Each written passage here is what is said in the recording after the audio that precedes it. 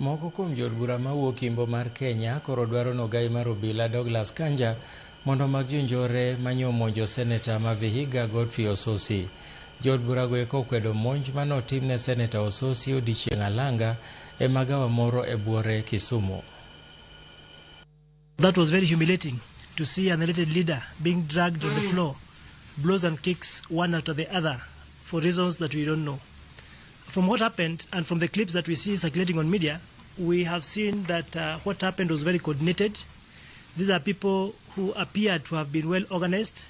These are people who appear to have been under clear instructions of what should have happened. We are calling upon the Inspector General to make sure that security is well improved, that Kenyans are able to be well safeguarded, and that all crime is reported and the culprits are taken to court and justice is given.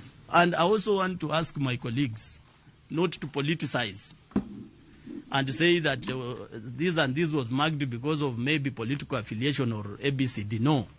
We need to address the security problem, because you'll talk about Linda Mwanainji or Linda or so and so, and then tomorrow even members of media will be marked. And we want to ask the young men in Kisumu who were involved in this attack and past attacks, please do not get misused by these politicians and state actors, because at the end of the day, whatever happens, it's you who will carry, who will shoulder the blame and the burden and the pain to yourself. This is not a war between the Luos and the Luyas.